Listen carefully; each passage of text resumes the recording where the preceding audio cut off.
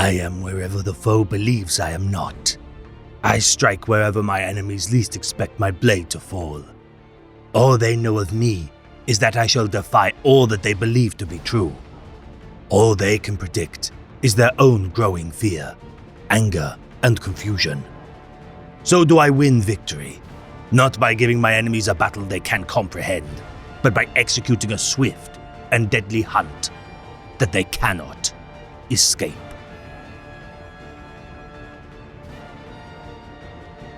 The Imperium of Man fends off attacks from untold foes upon numerous war zones, each vying to lay claim to its fiefdoms and expand their own domains. Xenos, heretics, and otherworldly entities alike vying to destroy mankind's legacy. Few of such territories are as fiercely defended as an Astartes chapter's homeworld. For today, we shall elucidate the invasion of the Tyrant of Badab, a campaign intended to destroy a vaunted Space Marine primogenitor for the sake of misplaced ambition. The conquest of the Blackheart. The war for Chogoris.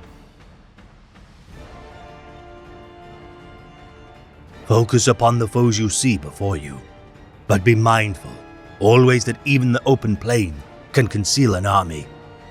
Guard your flanks, watch the horizon, and remain mobile. In this way, you will ever be the hunter, and never be the prey.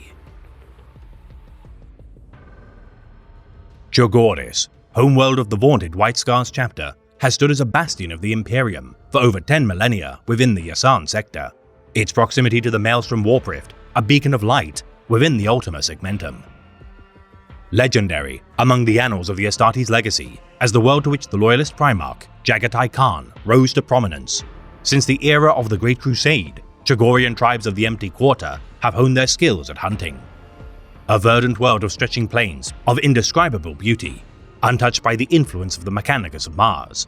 Its azure skies, the flatlands of the Altak, and Four Dragon Winds cultivate a lush environment which covers over half the planet's surface.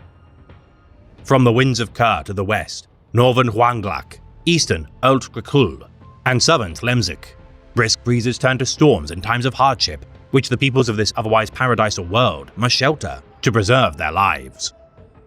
The feudal world, known by imperial authorities as Mundus Planus, its orbiting moons of Orbis Cobalor and Orbis Argens are known as Sengai and Omasirk by its native population. The so-called Blue Hawk and Silver Eagle, which loom above, casting their watchful gazes upon the nomadic people.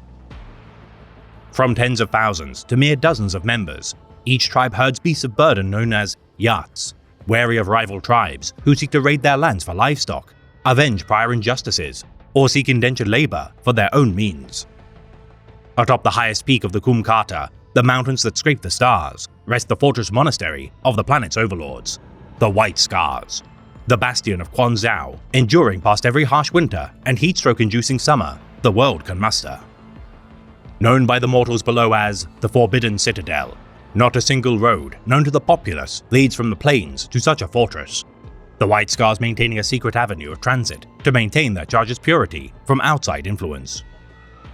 The winding road of Chogoris, lined with heads of fallen foes atop spikes, while the Mouth of Flame provides crystal pearls cultivated within its fiery depths. The peak of the Mount of Kardun lays to rest the ashes of fallen White Scars within pious shrines, granted passage to the eternal heaven through rites of the Kaldamarg. Nigh impenetrable from conventional ground assaults, the ivory pennants which hang from its walls bear the red and gold of the chapter's sigil, promising death to all who attempt such a foolhardy venture. The primary means of defense from orbital attack, the macroclades are known as the Khan's Fury, capable of destroying capital-class warships with a single blast. The layered void shields of Quan Zhao protect it from orbital barrages, as countless smaller gilded defense guns line its exterior. The shadow cast by such weapons, providing shade to flowing rivers, game-filled woodlands, and myriad Chogorian flora and fauna. The slopes surrounding the fortress provide training facilities aplenty to hone fresh aspirants. Libraries, galleries, armories, and feasting halls, all replete with commensurate feasts of knowledge, art, armaments, and sustenance respectively, house within the fortress monastery, the ritual spaces of the Square of Ascension, Circle of the Heavens, and marbled trophy halls befitting one of the founding chapters of Astartes. Chagoris' landscape constantly struck by unpredictable storms, torrential rains, and buffeting winds. It is no wonder why such space marines revere their caste of librarians, known as Stormseers, as their utmost advisors for harsh times to come. Yet soon, Chagoris would be tested like never before. For some foes are brazen in the extreme, and with the final days of the 41st millennium drawing to a close, Chagoris would burn at the hands of a tyrant.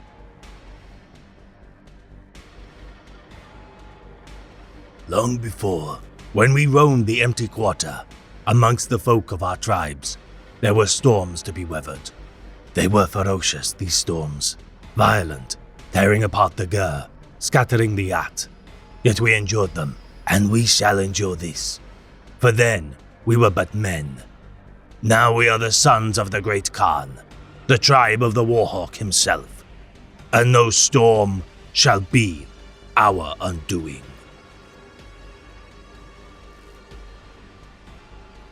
Huron Blackheart, once chapter master of the crestfallen Astral Claws and tyrant of Badab, pondered his folly within the heart of the Maelstrom.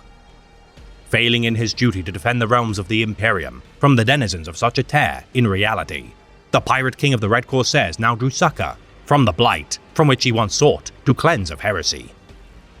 Busying himself with dominating untold raider fleets within the depths of the Maelstrom, Luft Huron set his eyes on a prize worthy of his burgeoning infamy. The standing of among the Emperor's finest chapters, the only target fitting to sate his malevolent desires. Knowing the White Scars to be deployed across multiple campaigns simultaneously, due to the efforts of Abaddon the Despoiler's 13th Black Crusade, as the great Khan Jubal fought upon the soil of Armageddon, leading his first company of the Spearpoint Brotherhood, Corsaro Khan and his Eagle Brotherhood 3rd Company hunted Commander Shadowsun during the 2nd Damocles Crusade. Kajog Khan of the 2nd Firefist Brotherhood, slain during the defense of Cadia. His successor, Barutai Khan, assumed his new responsibilities following the destruction of the Fortress World, returning to his homeworld shouldering a burden which would only become heavier in the months to follow. Never before had so much been demanded of the chapter, and as such left its homeworld so vulnerable. The vast armada of the Blackheart, spewing from the Maelstrom, hurled upon the tides of unnatural currents. The three-pronged assault of Huron Blackheart, spearheaded by Desolator and Repulsive class capital ships, scattering the Imperial defense frigates in their wake. Flocks of Helldrakes and Space Hulks rammed their way through the defense platforms of the Gartuli and Vaxis systems. All attempts of Loyalist intercessor ships failed to blunt the advance of the Tyrant's wrath. The Yasan sector, falling to ruin swiftly as smaller fleets of the Red Corsairs set upon worlds within the Gartuli system, such as Vosos and even the Forge world of Vaxis within its neighboring system, butchering the defenders with glee. The Stormseers upon Chagoris, recognizing the threat posed to their homeworld, contacting their Great Khan to impart their fell omens, Jubal Khan ordered all available White Scars forces to be recalled to defend their fiefdom. As the Great Khan made all haste to Chagoris, the newly appointed Barutai Khan mustered the defense of his homeland alongside the Second Brotherhood, knowing that a void war would only end in catastrophe, as he observed what remained in orbit to be dragged into fanged whirlpools. From Armageddon to Damocles, the White Scars made all haste to return to their homeworld, Corsaro Khan begrudgingly suspending his hunt for Commander Shadowsun, as warriors from over a dozen fronts heed the distress call of their homeworld. The 5th Company, the Stormwrath Brotherhood, commanded by Suboden Khan, completely cut off from interstellar travel due to the vast unease of the warp. Immaterial tendrils rent through the Yasan sector, preventing many from aiding its plight. Yet Chagoris stood defiant as the guns of Quan Zhao roared burning flame into the void. The few Astartes stationed within the walls of the fortress monastery, holding true as the populace of Chagoris fended for themselves atop brave stallions. The belief of the chapter that no matter the distance of their kindred, that the spirit of Chagoris resides in each and every one of their hearts. Their peerless knowledge of Chagoris' seasons, resources, and temperament stood them in great stead against their foes. Vastly outnumbered, as the Red Corsairs attempted to besiege Quan Zhao, despite the valor of the White Scars, ground began to be surrendered to their aggressors. The sheer size of their fortress monastery created to house a legion of yore, requiring much of it to be abandoned. Shepherding what mortals they could to the safety of their fortress monastery when possible. Despite such grievous foes, the peoples of Chagoris gave their lives in the hundreds of thousands to preserve their brutal yet beautiful birthland. Barutai Khan, pronouncing this battle to be won or lost, blade to blade, The Fire Fist Brotherhood knew they could not rely on reinforcements to save them from their plight, and thus mustered as much cunning, bravery, and tenacity as they could for the coming storm. Navigating every hidden canyon pathway to ambush their foes, striking amidst storm fronts or beleaguered invaders stuck within the treacherous salt marshes, the engines of their assault bikers screamed vengeance for every Chagorian slain, as the Second Brotherhood mauled their opponents with tulwar and chainsword. United in cause, unlike the raiding parties which opposed them, the mortal folk of the Empty Quarter fought to aid their angelic overlords, as their tribes used every weapon at their disposal to strike, as entire tribes fought against such fragmented squads of Corsairs. For all the valor of the Fire Fist Brotherhood and tribesmen of Chagoris, alone they could do little more than harry their enemies, their numbers slowly dwindling against such a vast invasion force, as one by one, nomadic tribes in their entirety were wiped out. Yet as victory seemed to slip from the White Scar's grasp, the great Khan, Jubal, arrived within system. His Armageddon strike force adding their blades to strike back against the tide of heretics. However, as the wings of the Sons of Jagatai soared, the Cicatrix Maledictum tore the galaxy in twain, bisecting the material realm thanks to the efforts of Abaddon the Despoiler's targeting of ancient pylons which had for so long constrained its spread. The Yasan sector all but drowned within the tides of the warp. With the Maelstrom now connected to the Eye of Terror, the Great Rift unleashed madness across the skies, smothering entire worlds within its embrace. Legions of demons aplenty vomited forth from the tear in reality, bolstering the Blackheart's already overwhelming armies. Chagorian tribes fleeing in droves as these new assailants hunted them like prey.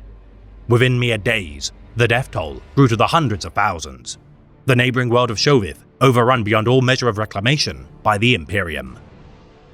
Ordering his chapter to strike with reckless abandon at their foes in order to prevent the wholesale annihilation of his people, Jubal Khan goaded as many champions of chaos into the heart of Quan Jiao to be felled by his own expert swordsmanship in single combat.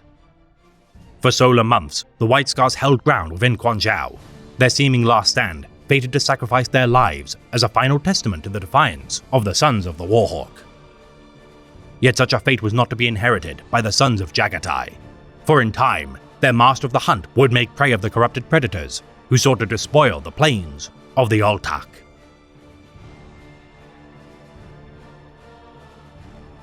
Run from us. We will chase you down and take your head. Stand and fight. We will salute you, encircle you, and slay you like beasts. Surrender to us, and we will reward your cowardice with a swift and painless end. Understand that you are not our foes. You are our prey, and you will meet your end as such. Corsaro Khan arrived within the Chagoris system and beheld the plight of his kindred. The valiant defense of Quan Jiao, holding as his fleet had braved the storms of the Noctis Aeterna all the way from the eastern fringe of space. Beleaguered from their journey, the Third Company would regardless not falter in their chapter's time of greatest need, breaking through the blockade of the Red Corsairs as his men made all haste to deploy upon the Empty Quarter. Pincering the ground assault of the Red Corsairs between his Eagle Brotherhood and the fortress of Quan Jiao, Corsaro ordered his Stormseers to conjure a vast storm to cover his assault. The fury of the Third Brotherhood's attack, emblematic of the legendary deeds of their Primarch. The forces of the Blackheart fell to the blades of the White Scars in the hundreds, as the defenders of the Fortress Monastery set upon their foes with renewed vigor. The hunters had become the hunted, for there can be only one master of the hunt. The scattered White Scars isolated within the Empty Quarter, joining the Eagle Brotherhood's advance, as tribesmen who had survived the onslaught pledged their bows and steeds to the attack. Leading an impromptu militia across the plains of Chagoris, this vast hunting party of Corsaro Khan lunged like to a spear into the heart of their enemies, the tempests of their homeworld aiding their attack as the Red Corsairs fell into disarray. Huron Blackheart, realizing his forces to be utterly surrounded with no means of reinforcement. For 3 days, the Tyrant of Badab desperately fought to break through the White Scars' lines. The cowardice of the Blackheart proven as Corsaro Khan reunited with Jubal and Barutai. The Red Corsairs withdrew from the campaign as the Noctis Aeterna waned. The legions of demonic entities banished as the energies of the war proceeded. Huron escaped, leaving remnants of his warband to fend for themselves within the Yasan sector, as emissaries of the resurgent hero of legend joined the fray. Rabute Gilliman, avenging son of the Emperor and returned Lord Commander of the Imperium, dispatched Battlegroup Delphi II to Jagoris. The reinforcements of the Indomitus Crusade fleet Tertius, finding the planet's defenders to have already driven back the Blackheart's invasion. Aiding the White Scars' reclamation of the Yasan sector to bolster their counterattack, Guilliman's deliverance of Primaris Space Marine reinforcements to the White Scars replenished much of their losses incurred during the brutal fighting.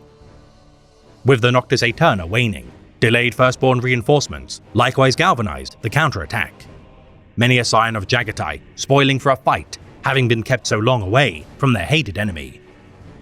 The Great Khan, Jubal, seeking vengeance for the slight made against Jagoris, pursued Huron Blackheart to his vast space station, Sifna. Yet despite being accompanied by his venerated honor guard, further misery would be inflicted by the Red Corsairs. Infiltrating the primary dockyard of the Red Corsairs, as multiple boarding parties set melter charges within the heart of the station, Jubal Khan's honor guard sought to destroy the plasma reactors within, as a means to utterly destroy the vessel. Trapped within collapsed corridors as the Red Corsairs sprung their trap, Jubal's honor guard were cut down as their enemies captured and tortured the Great Khan for weeks on end. Corsaro Khan leading the counterattack to retrieve his chapter master from the clutches of Huron's lackeys. Upon liberating the Great Khan from his confinement, the Master of the Hunt understood that his master's body was now too frail to ever carry a bolter nor fight in battle. Interring the Great Khan within a life-preserving apothecarian cradle within the inner sanctum of Quan Zhao, this fate worse than death for any White Scar is a necessary means to prevent the death of their wise leader. Though many within the chapter deem the Great Khan's death to be a kinder fate for his vaunted service, Jubal refuses to abandon his kindred should his centuries of experience and strategic insight prove capable of aiding his chapter within his bespoke strategium. Corsaro Khan, taking no pride for his deeds made saving his chapter, nor his Great Khan, his observation of the Primaris Space Marines' capabilities during the subsequent weeks of combat further deepened the furrow of his brow. Striding into his chapter's apothecarian with not a word spoken to his kindred, Corsaro demanded Chief Apothecary Okalai to transform his body into a Primaris or kill him in the trying. Surrounded by the screams and cries of wounded warriors salvaged from the siege of Quan Zhao, Corsaro Khan endured the Rubicon Primaris surgeries within an isolation chamber as Ogalai and his peers attempted the surgery. For days on end, Corsaro languished, his need to become stronger to preserve his chapter, said to have imitated his Primarch's own pilgrimage into the unknown to unburden himself of shame. Surviving the procedure, Corsaro Khan felt new furrows of pain etched deep onto his features. Jubal Khan demanding his presence to answer for his callous actions, the Master of the Hunt kneeled before his master and asked for forgiveness. The true extent of this exchange never recorded. All that is known for certain is that Corsaro Khan now leads his chapter in Jubal's stead as the war leader of the White Scars. His Great Khan's entrusting of his Cyber Burkett, Anzug, a symbol of his standing.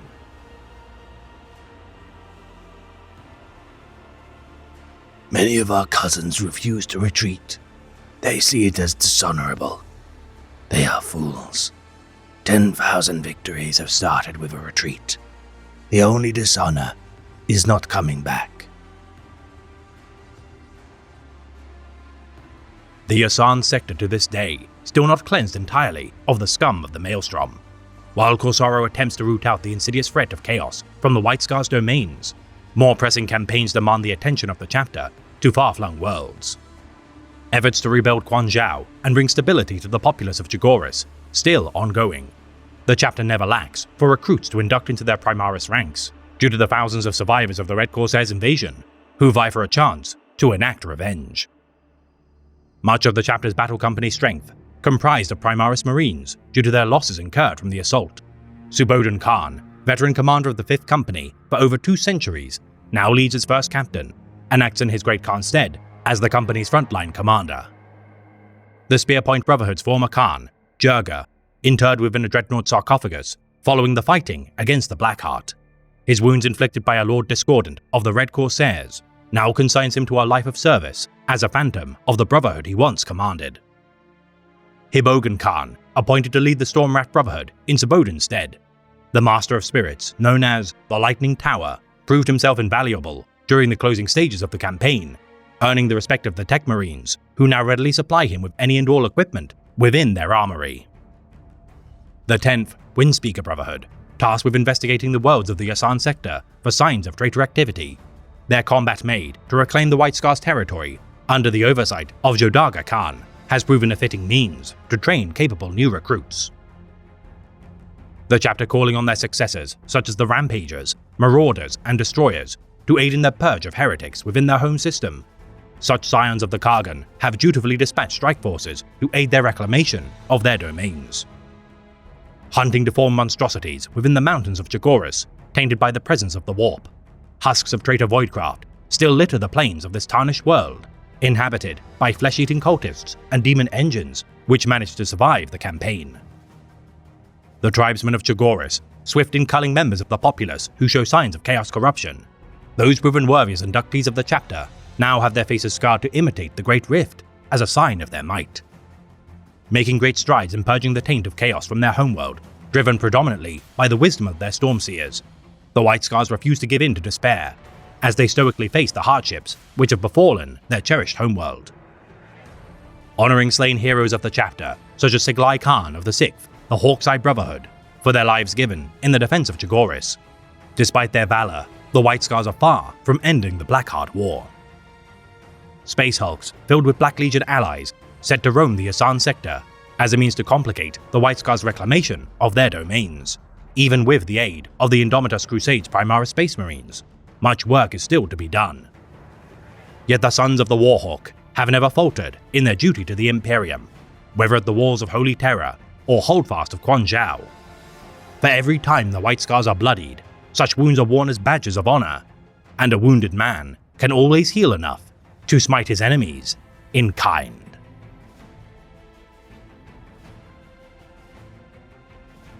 Ravening swarms of Xenos monsters, warp-wielding heretic warlords and turncoat filth, the ancient and the eldritch, the bestial and the unnatural, and all the myriad foes of mankind. They are all just prey to be hunted, trophies to be taken, foes to be vanquished for the glory of the great Khan and the Emperor both. It is we who shall do the vanquishing.